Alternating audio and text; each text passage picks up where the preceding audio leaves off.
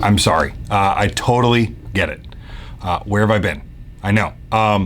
This is like the 5th video I've started recording, and I haven't finished any of the other ones because things have been pretty good around here. I've been incredibly busy with things I can't show you. And so there just hasn't been either the mental capacity to do these things, these videos, or anything for me to show you.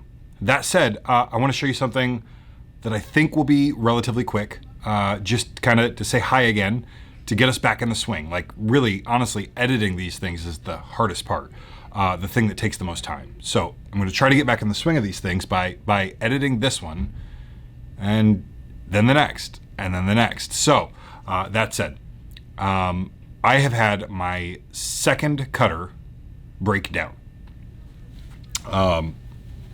There's 2 of them. They're in the back of the studio right now. This is what they look like. The very first one, I think I may have shared this with you before. I brought in an electrical engineer that essentially the diagnostic phase of our time together was about $1,000, and we got nowhere. He was incredibly kind and actually wound up not charging me for any of it, but it was a mess. And so I got another cutter. That cutter was essentially the same, and just recently failed in the same way. It had other problems. It had hydraulic leaks, and we had kitty litter all over the floor trying to pick it up. It was insane. So my second cutter failed. Now both of these cutters were Challenge Champion 305 MPCs. 305 means 30.5 inches. That's the throat width. They were the same cutter, the Parker valves. Now Parker valves have a safety bulletin on them. They've all been recalled from that era because they've been known to fail. Like the blade just drops with gravity, like fast, terrifying. So I wound up in a pickle where I had to get a new cutter. And you know, I don't have the budget of like a new cutter, tens upon tens of thousands of dollars.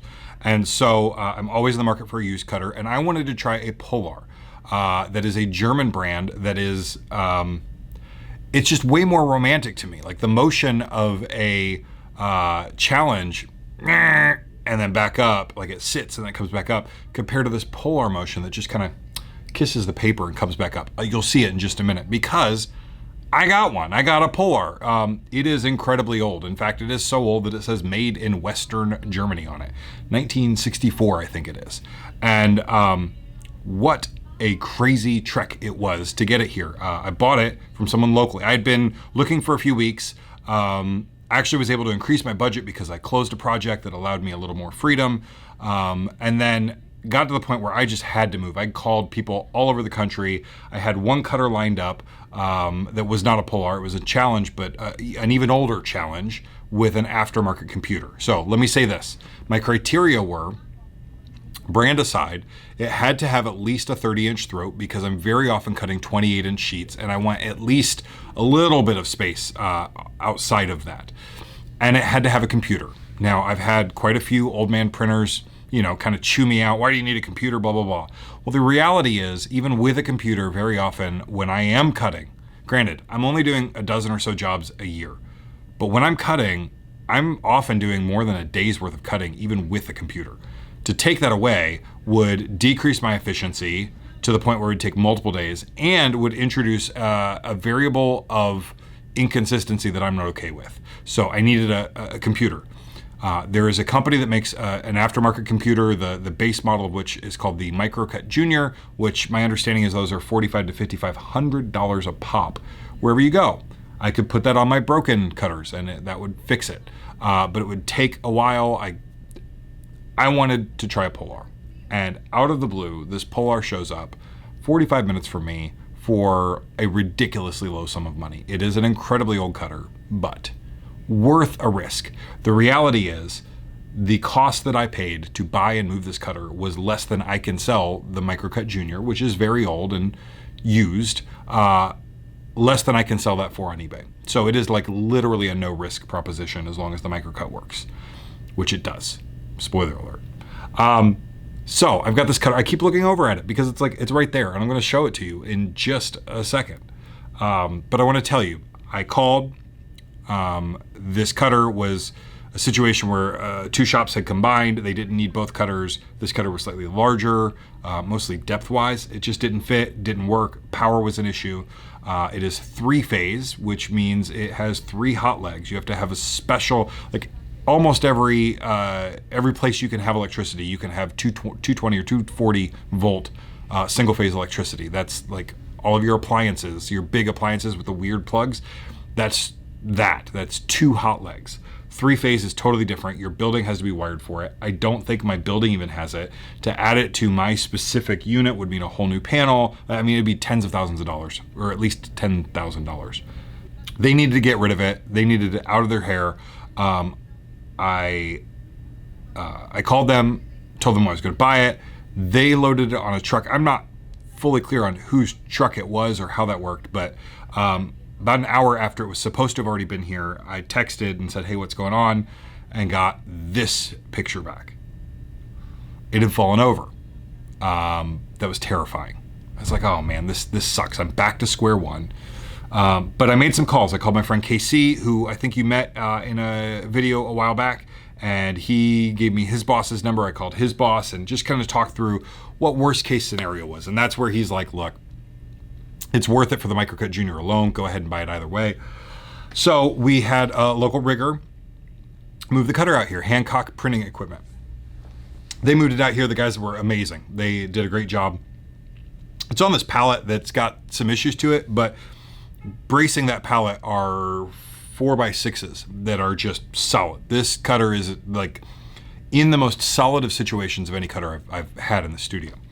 And so I go to wire it up, and I can explain at some point down the road the wiring situation. It was crazy. It was, essentially how do you make a 3-phase machine work in a single-phase studio? And it totally works. It's something that friends of mine have done. I called my friend Ryan at Rise and Shine Paper, Rise and Shine Letterpress. He talked me through some thoughts on it. Called another friend who was incredibly busy, but gracious enough to just give me a couple sound bites that helped get me on the way. Got it going, went to press the cut buttons, and the blade wouldn't come down. I could get the blade to come down with the foot pedal, but not the buttons. So I spent 2 days on the phone trying to find someone who could help me figure this out. Again, this is a cutter that is 56 years old. This is a 56-year-old piece of cast iron and electronics. There are electrical things within the cutter, even though it itself is not like powered back gauge. There are sensors and stuff that fail safes and those kinds of things, and all that was still in there. Long story short, after 2 or 3 days of calling like everybody I could find, come to find out, Hancock Printing Equipment had an incredible mechanic on hand. So he came out, spent 2 hours out here, was a little concerned about the way I had wired it, mainly because when you do things like that, especially on old equipment where you don't entirely know where stuff goes, and then you start playing around with it, you risk like hitting live wires, and that's no bueno. That said, I had made essentially kind of the right guesses up front, but there were some assumptions that I had made before I made those guesses about things being wired in a certain way, and like by the color of the wires, it wasn't that. So he came back, just kind of played duck, duck, goose with all the wires and trying to figure out which combination was the right one. We got it working. So I've got this Polar cutter that is just super old, cool, mid-century industrial technology. I love it. It's gorgeous. It does all the cool things.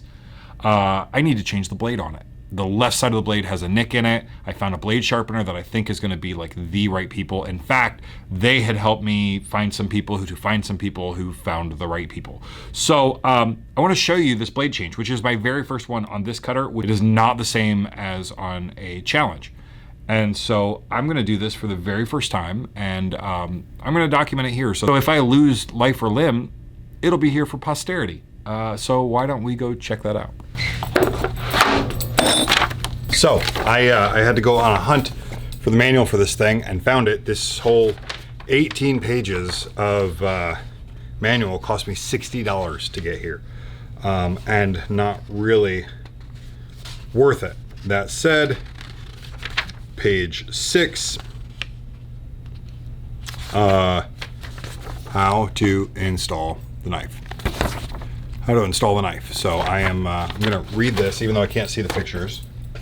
Switch on the cutter, jog the cutting, dead point, left hand knife screws. I'm gonna do this the way the mechanic explained it to me. I think that's probably the smartest way to do it. Oh, hey, there's not even a bolt in the extra one.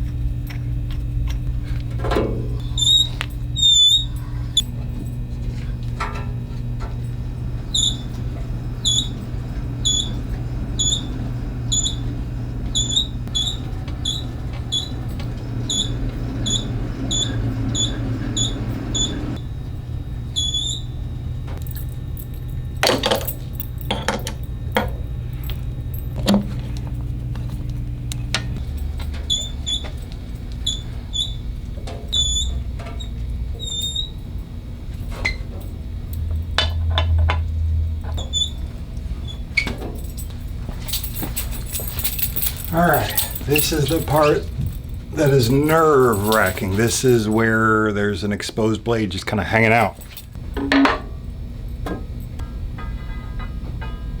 That is a terrifying piece of cut your foot off metal. All right, we'll leave that there for a minute. This blade appears to be shorter than the other blade. No, it's about the same right there, but it does have a nick in it. Fortunately, that nick is way out. Oh, no. They both have it. Okay, we're good. Sorry, this is literally all uncharted territory for me, and this is the way I process and learn things like this. I know enough to be dangerous, and in this case, dangerous looks like cutting my hand off, so I gotta be really careful. Anytime you're wiping a blade, you gotta wipe it away from the edge, not along with it. So just trying to get all this detritus off. All right. Again, I don't really know what I'm doing here other than I think there's enough, I think there's space for it to lean against the clamp. Again, it went in this way, and I am doing my best to make sure that anything the blade touches is the top of the blade and not the edge of the blade. Man, I really wish this made more sense to me than it does.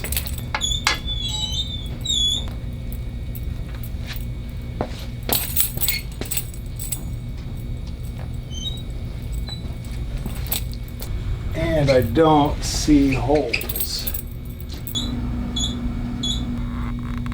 There it is. So based on what I see in these holes, they're right where they belong, which means the cutter's probably, the blades being the same height, I shouldn't have a lot of adjustment to make.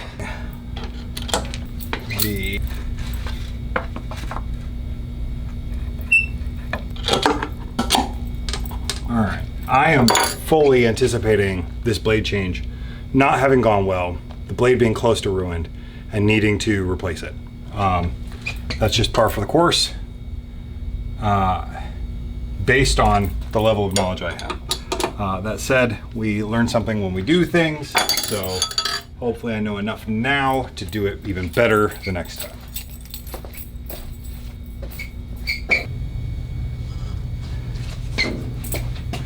What I'm looking for is this to be at northwest, essentially.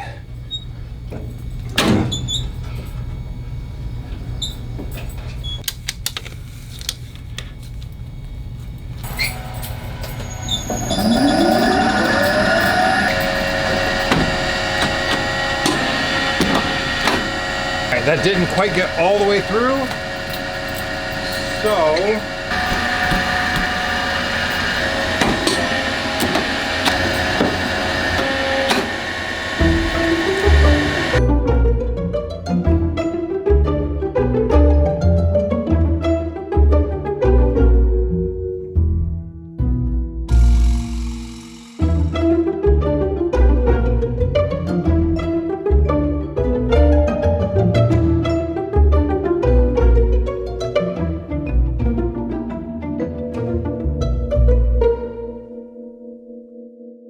Okay, so it is the next day. I'm really happy with how that blade change went, all things considered.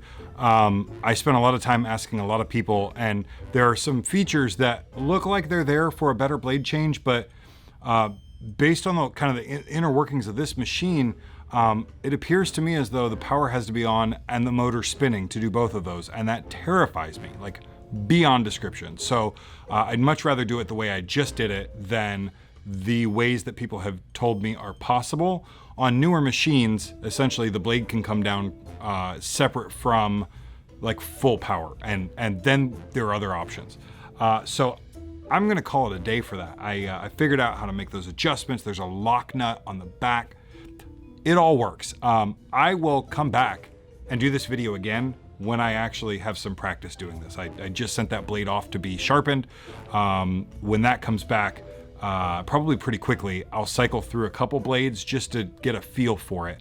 And I'll make this video again, I hope. I'm so sorry that I've missed you for so long.